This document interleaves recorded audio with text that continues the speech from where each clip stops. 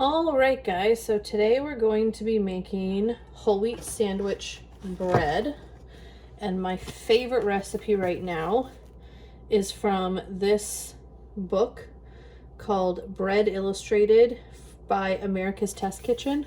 I'll leave a link in the description of where you can get it. My stepmom and my dad actually gave it to me for Christmas or my birthday.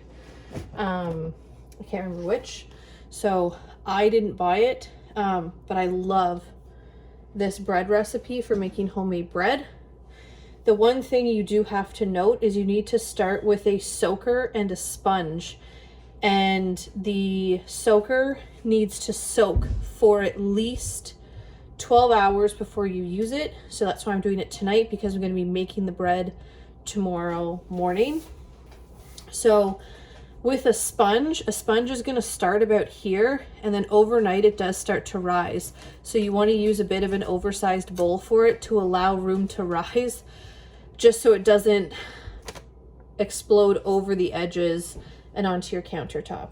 So this will be for my soaker, and this will be for my sponge. I use a half a cup and a half a teaspoon just to get the things ready for the night before, because that's all you need. So the soaker calls for 3 cups of whole wheat flour. I mill my own. I have the KitchenAid grinder, the KitchenAid miller, and so I buy the hard wheat berries at the bulk barn, and I just grind up my own. I have read a lot of good things about grinding up your own and using freshly ground whole wheat flour. I also find it just tastes amazing.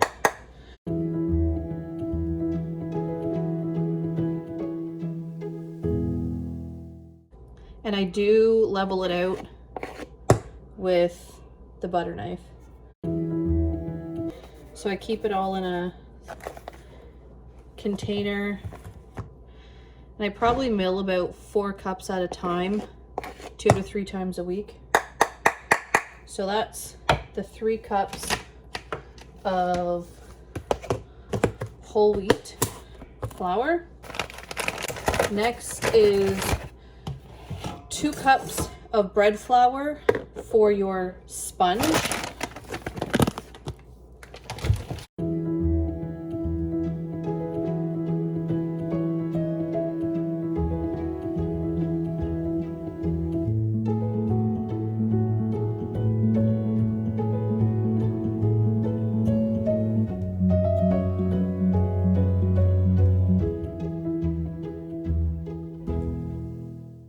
2 cups. So that's my flour. Mainly my reasoning for using just like the 1/2 a cup is I can do the dry ingredients and then do the wet ingredients, and I'm not using a whole bunch of different measuring cups.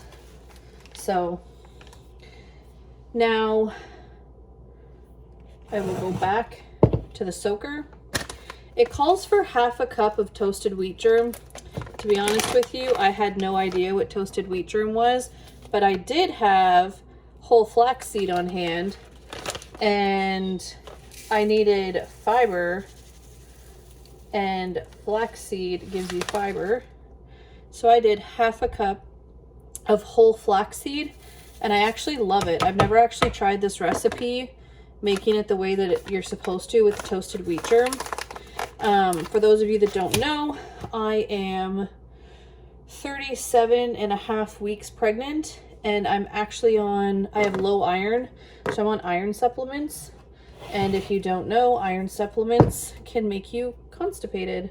So I've been trying to get as much fiber into my diet as I can, and that I thought was a great trade-off. So for the sponge, it calls for 1/2 teaspoon of instant or rapid rise yeast. That is not your normal yeast that you buy that are like the little pebbles. This is it's like a little grainy.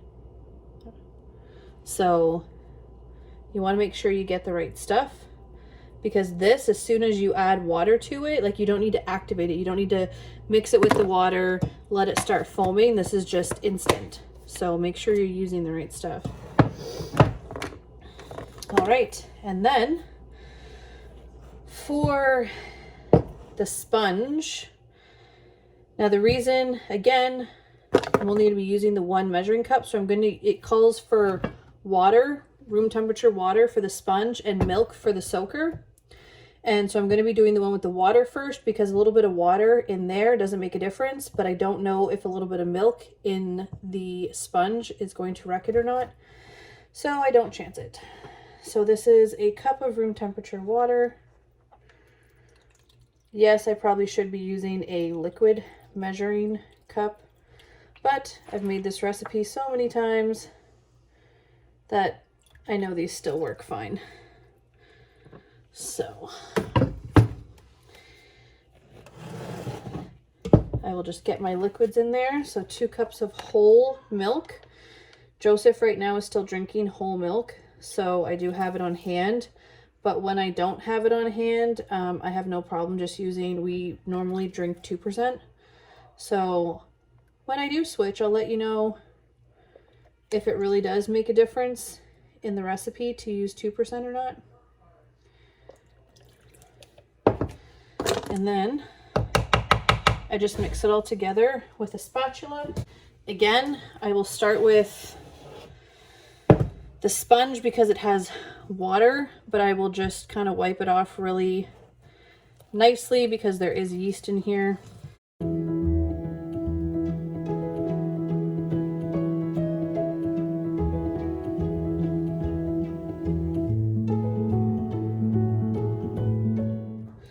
Once I kind of get the gist of it mixed together, I do just get in there with my hands and just mix it together, just basically to get all the little remnants in the bottom, or else I find that you're kind of sitting there for a while trying to get the spatula to get all of this stuff, but you just want to mix it together.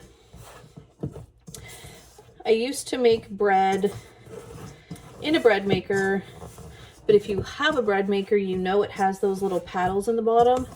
And the last 6 or so times that I made bread, and I used to make like the 3-pound loaves of bread in the bread maker, and it was like taking out so much of the bread just to get those little paddles out.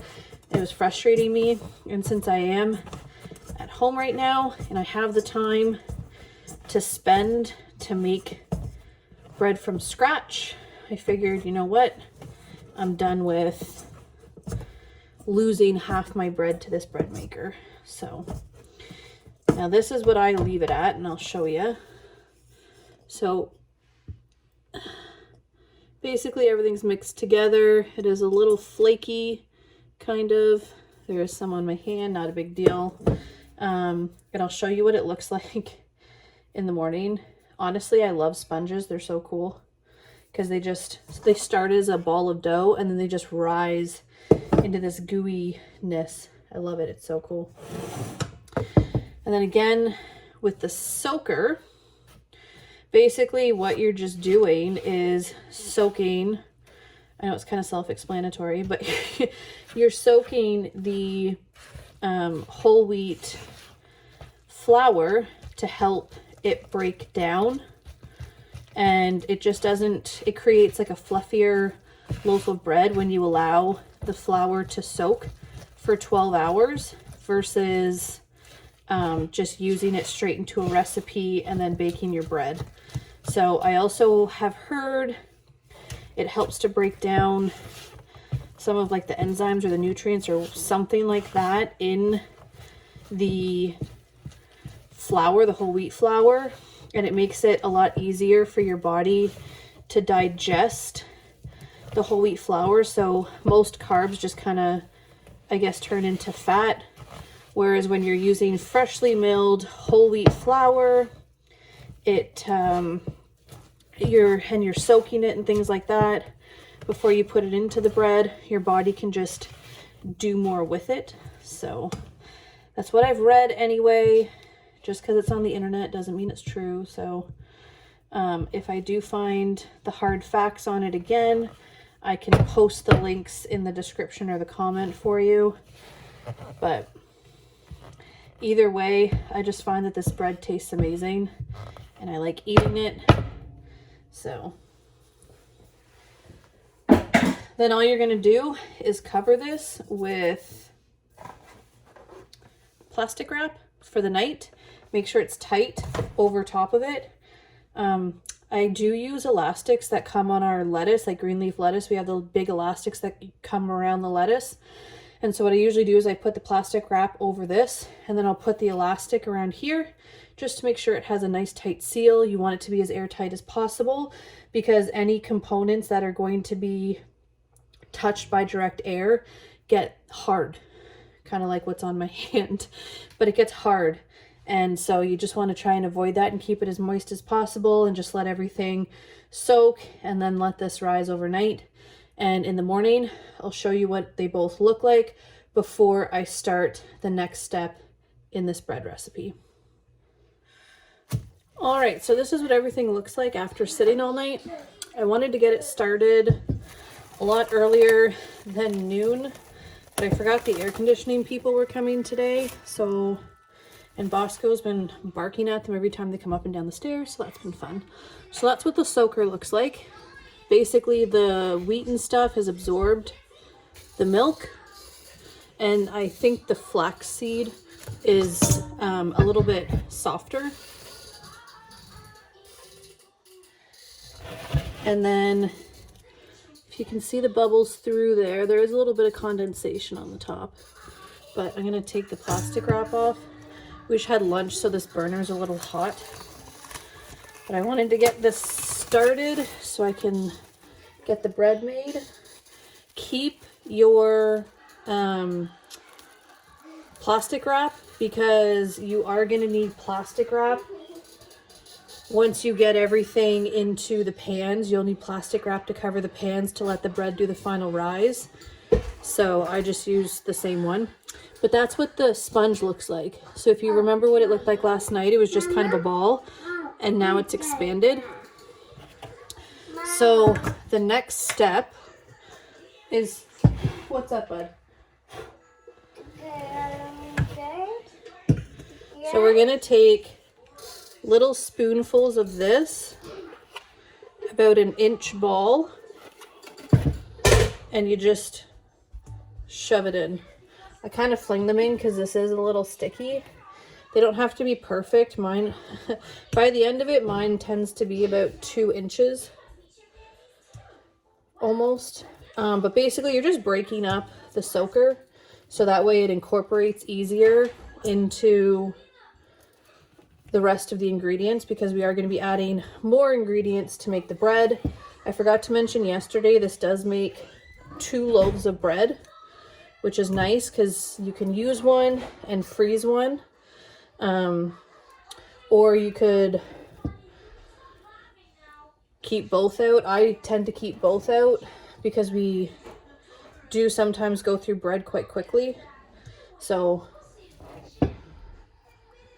it does take a little while. This is the most tedious part of it, is just breaking it all up so that way it mixes nicely. I haven't actually tried where I just take the sponge and throw it in. So I might try that one of these times just to see if it really just doesn't incorporate or what. But I also don't really want to waste the freshly ground whole wheat flour because it does take... The kids are watching Arthur and they're arguing. But it does take time to break down the whole wheat berries into flour. So I try not to waste it. I will do a video on breaking it down. Like I said, they're not all small. Some of these are big globs. And I've done this for a while and they mix just fine.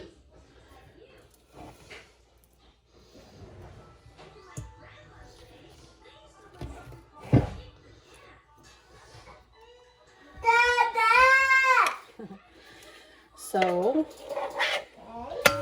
this is the last few little scrapings.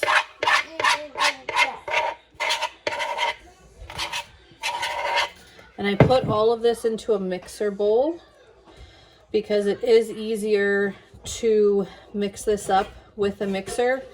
If you don't have a mixer, you can do it all by hand. Just know it's going to be a lot more effort and take a lot more time because you do have to knead this for about 8 minutes with the mixer, which is going to be a long time if you are hand kneading it. Not to say that you can't hand knead it, because you can, but it will take time. So now we need butter, honey, the instant yeast, vegetable oil, and salt. So the order that I add this into the bowl, I put the soaker in first, then I add the other ingredients, and then I will pour the sponge on top of it so it kind of creates like a sandwich, and then that's when I start mixing. I found it mixed the best that way. So Joseph's very vocal today. So 2 tablespoons of the instant yeast.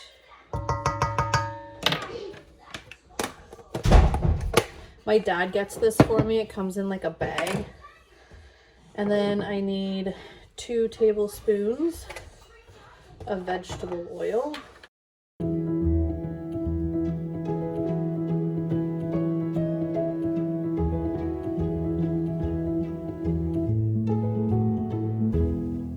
Then it's a 1/4 cup of honey.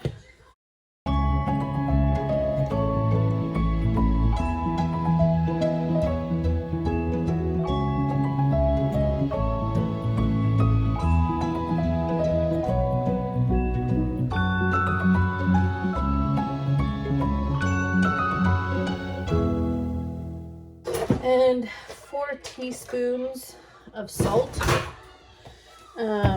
Usually I just use the tablespoon because a tablespoon is 3 teaspoons, and I use salted butter. So it just kind of cuts out a teaspoon to accommodate for, or account for, the salt in the salted butter. But I've also added 4 with the salted butter. Really doesn't make a difference to me. So I also don't keep it flush with the salt. And then it's 6 tablespoons of butter. Now in Canada we have huge bricks of butter. So if you know how much a 1/4 cup is, which is about that much, and about this much, 6 tablespoons is a 1/4 cup plus half.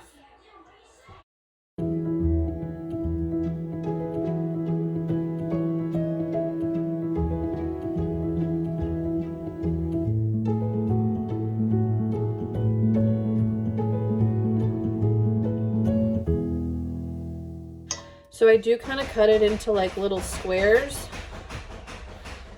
just so it mixes better. But that's about 6 tablespoons. I'm not really approximate with these measurements, and all of my bread has turned out fine. So then I'm just gonna take the soaker and pour it in on top.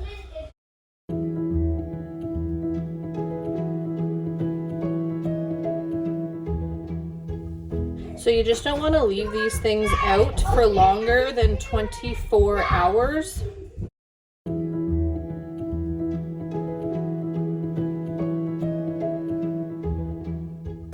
I'm going to leave that aside because I am going to let everything rise in this, but you do have to oil it before you let it rise. So I'm going to mix it, put it back in this bowl while I just quickly oil this, throw it back in, cover it with plastic wrap, and wait 45 minutes. So you want to use the dough hook with this. The dough hook does actually mix it. I was skeptical at first, but I've done it and it does mix it. So I start mine off on stir until everything is stirred together. Sometimes I move it up one more notch.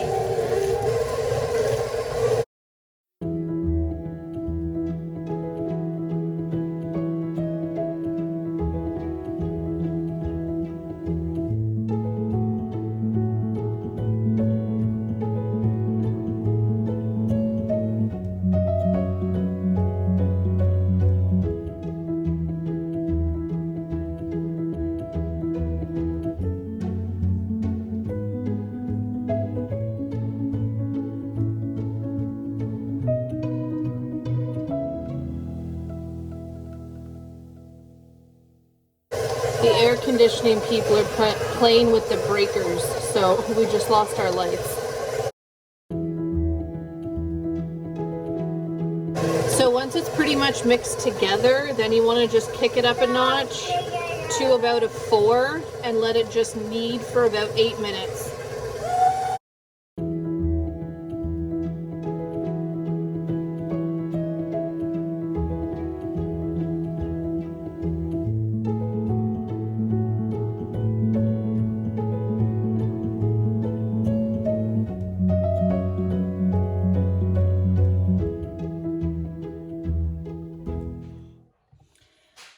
So you're going to knead it until it's not really sticking to the sides, but it is still kind of sticking to the bottom.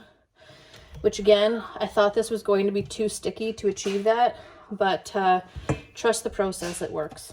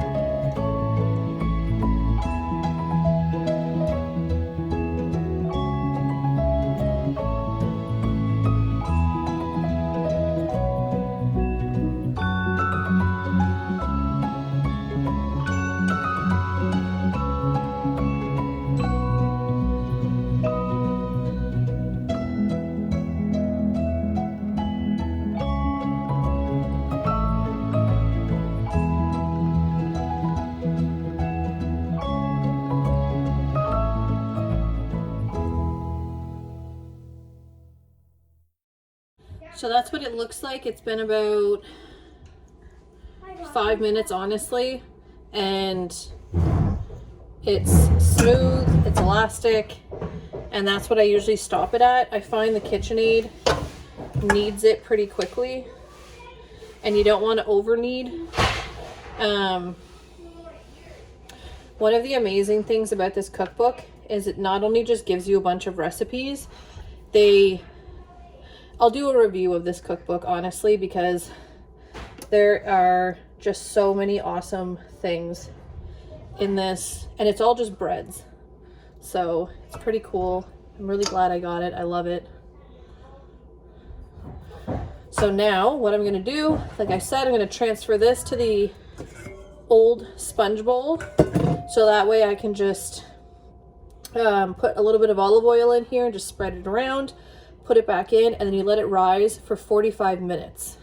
So I've got it in the other bowl. I just wanted to show you, I don't add a lot of olive oil. You are. Like maybe that much. And then I either spread it around with my hand or with a paper towel.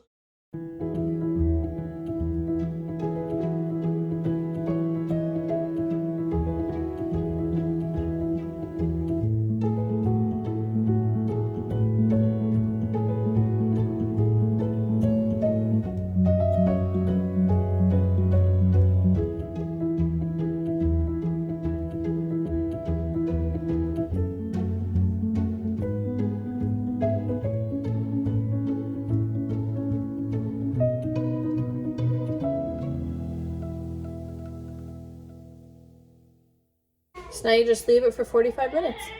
So the next step is called a stretch and fold, is what I've seen it called. It's not really what the cookbook calls it, but basically, and yes, this row's a little past the 45 minutes. We got a little busy in here, but basically you can take your hand, or if you have like a bowl scraper, you can use that. And you're just going to do this 8 times, turning about 45 degrees every time. But you go in and you stretch it and fold it over to the other side. Turn it, grab your next little bit, stretch it up, fold it over.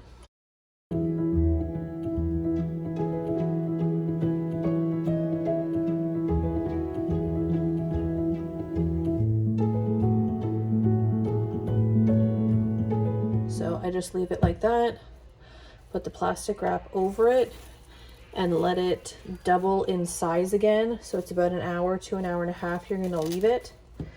And then you'll go on to the next step.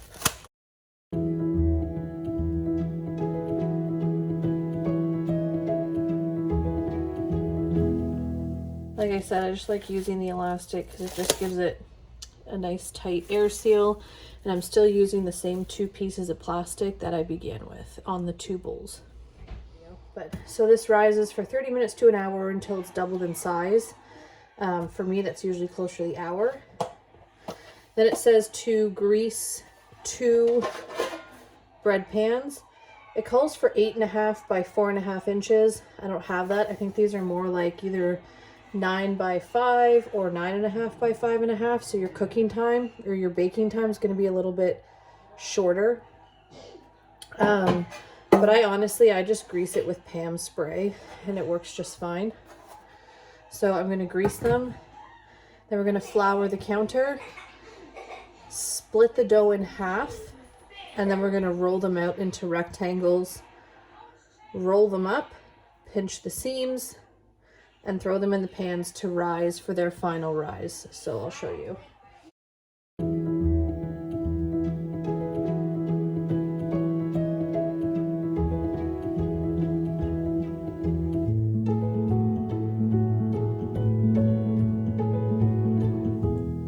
So it says to lightly flour.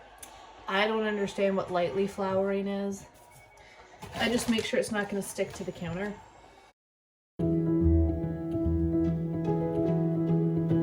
So this is why you want to keep the 2 pieces of plastic wrap, just to kind of minimize the amount of plastic you're using. And I always use this. It's by Pampered Chef, to slice it because it's got like a nice, not sharp edge, but like for plastic sharp edge. And then I just dump this out.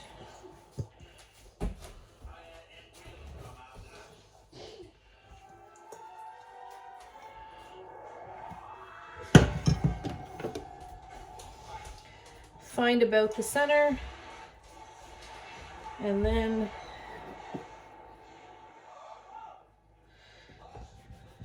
you can use a knife if you want to as well. And then I just set half of it aside. Throw a little bit of flour on the part of the counter that lost some flour, and a little bit on top, because you're going to be patting this down and making a rectangle. You want the width of it to be about the width of your pan, and then it comes down, I don't know, I think it says an 8 by 6 inch rectangle. So I kind of just make it like whatever length it rolled out to, make it almost the width of the pan, and then I just start rolling it up. I don't even really measure it.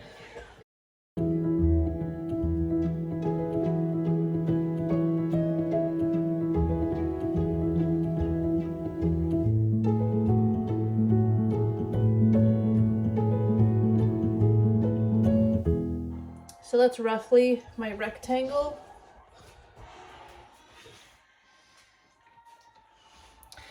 And then I'm just gonna roll it up.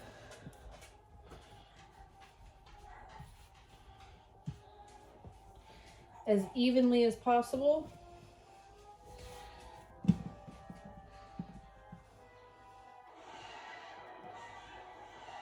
And then you're just gonna pinch the seams, which honestly all I do is pinch it together and then roll it. Pinch.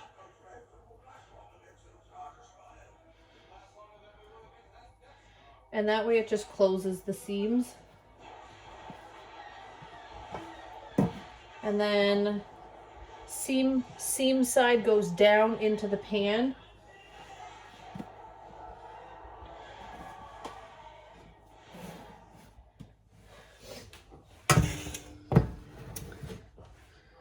And then I'm just going to gently push it into the corners. Try and get it about as even as possible. And then I'm literally just throwing one of the plastic wraps over top of it and letting it rise for about, this one is about an hour to an hour and a half, or until it comes up above the pan by about an inch.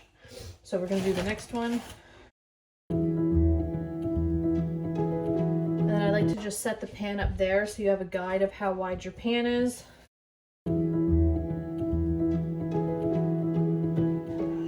And then I'm just kind of gently pressing it out. So it might not be how the professionals do it, but it is how I do it.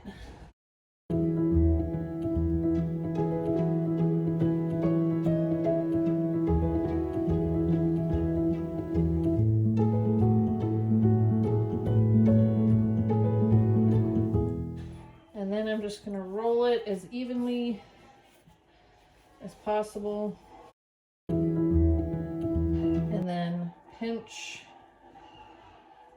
the seams. It doesn't need to look beautiful because in the end it still just makes a loaf of bread.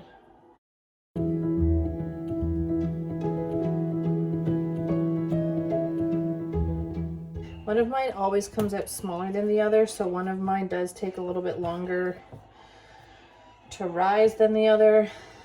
No big deal though. So you want to make sure you catch these before they rise too much, because I have had times where I either forget that I'm making bread, or Joseph and I took a nap and these rose a little bit too much and it'll spill over the sides, and it just, you can bake it like that. It's probably best to just take it back out, reform it into a rectangle, roll it back up and let it rise again, because when it spills over the sides or it goes too high, if it goes too high it can collapse. If it spills over the sides too much, it can be kind of hard to put it into your toaster to toast. Like we have the 4-slice toaster, so if it gets too wide, you're kind of toasting like half of it and then half of it the other way diagonally. So you just want to make sure you catch these just as the top of it starts to come over the pan by no more than an inch. And then so these are going to rise for about an hour to an hour and a half until that happens. Periodically just check on them, and then I'll show you the last step. So now we bake it at 350. And this is how much it's risen in, I think it's about an hour, just under an hour. So that one will be fine. I'll put that in, let it bake. This one though, the smaller one, is not, it's just coming over the lip. So I'll probably just throw that in after this one's done. But one of the things it says, once your oven heats up, you're going to, with a serrated blade, cut the middle of it, just so that way when it does the final expansion in the oven, it's not like blowing out the sides of your bread. It'll come out that little cut. And then take a water bottle and mist the inside and the top of your dough when you put it in, and it just kind of creates like a very crunchy crust on top, which is nice. I do find with this, it does, like the loaves get a little dark, but they're not burnt in any way, shape, or form. Like when I'm cutting them, I'll show you what it looks like, but it's a very dark color. So just to be warned. And then with the size of pan that the recipe calls for, it says to bake it for 40 to 45 minutes. But because my pans are bigger, I do check it at about the half-hour mark. And this is what I use to check it with. I got it at Canadian Tire. It's Master Chef. It's just a thermometer. You can use it for meat or bread. And you poke that into the middle. You make sure you're in the middle of the loaf and not touching like the pan or anything like that. And you want your bread to be about 205 to 210 degrees. And that is fully baked, and it's not going to be soft or doughy on the inside. So the knife that I use is this. There are actual like bread knives that are razor blades, but I don't have that. So, and then I kind of have it at a bit of an angle when I'm cutting it, and you go from about 2 inches in to 2 inches to the end, and you're just cutting that middle part open. So if you cut it too much, which I've totally done, after your bread's done baking, it kind of makes like a little bit of like the top of a heart, and it kind of folds in on itself. So you just got to be careful. So I might try and cut a bit more there. So like I said, it's literally just from here to here that I cut. And when you cut it on an angle, it just seems to get it more without, like if you put too much pressure on this, it'll collapse and it won't be risen, and you'll have to start over again. So just be mindful of that. So don't cut very hard. You're just going soft and quickly, or else it will collapse. So I'm just gonna wait for the oven to heat up. To be honest, I'm so bad with baking bread, I totally forget that I'm baking bread. And like right now, normally I should have the oven already preheated to 350, so that way I can just throw it in. But I totally forgot. So now we just gotta wait for it to heat up. I'll put it in, and I'll set a timer for half an hour just to check on it and see. Might need 30 to 35 minutes with the size of pan I'm using. But like I said, if you're using 4.5 by 8.5 inches, 40 to 45 minutes is what it calls for. So I will check back in once the oven's done preheating. So I'm putting the bread in the oven. It is preheated to 350. So I'm just going to gently set it down, because if you don't do it gently, you can still collapse everything. And then you want to make sure your spray bottle is open, and then you're literally just gonna spritz it a little bit, shut it, and a timer for 30 minutes. All right, so it's been half an hour. My timer's been beeping away at me. And here's the loaf. So I'm just going to turn it on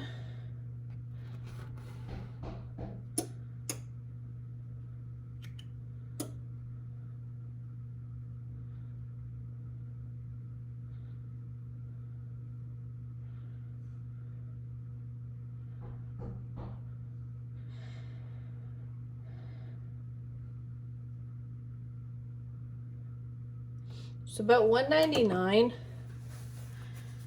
So I'll throw it in for a couple more minutes while I cut the top of the other loaf, which has now risen quite nicely.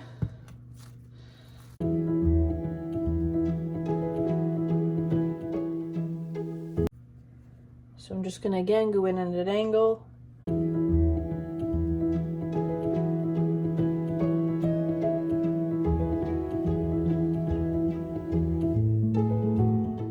And then I'm just gonna throw this guy in to get started. And I'll pop the other one out in a couple minutes. So you just want to make sure you put it in carefully and you don't jiggle these around too much so you don't deflate them. And don't slam the oven door either. I've done that.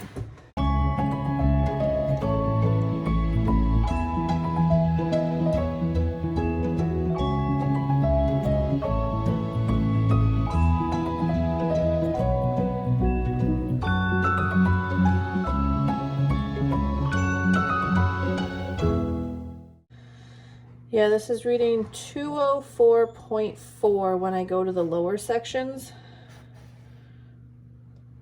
Yeah, 205, 206 down here. So this one's done. You're going to leave it in the pan, it says, for like 15 minutes, and then transfer it to a wire rack and leave it for like 3 hours. So I'll show you what they look like when both of them are done and they've cooled down. So half an hour in the oven. The second loaf is at 208. So half an hour for the bigger size pan is perfect. I already have the other one sitting on the wire rack cooling off. So, and like I said, they are dark, but it is very soft still. So just because it's a little dark does not mean it's burnt, I learned. So when I cut it, I'll show you what the inside of it looks like. So this is what the bread looks like whenever it's cut up. So you can see the whole flaxseed in there. Josh wanted to do spiral ham sandwiches for dinner because we had leftovers. And so he cut into the bread early. And this is why you don't cut into the bread early, because within those last 3 hours of just sitting there, the bread actually finishes baking completely and kind of becoming, you know, one whole unit of bread. But that's okay. It only happened to a couple of pieces. The rest is amazing. Honestly, this is just like the fluffiest bread. I love it. It is so good. We toasted it. And honestly, I hesitate trying the toasted wheat germ with this recipe because I love the whole flaxseed so much. I don't know what it would taste like with the toasted wheat germ. So if you do try the toasted wheat germ, let me know what it tastes like and what it looks like.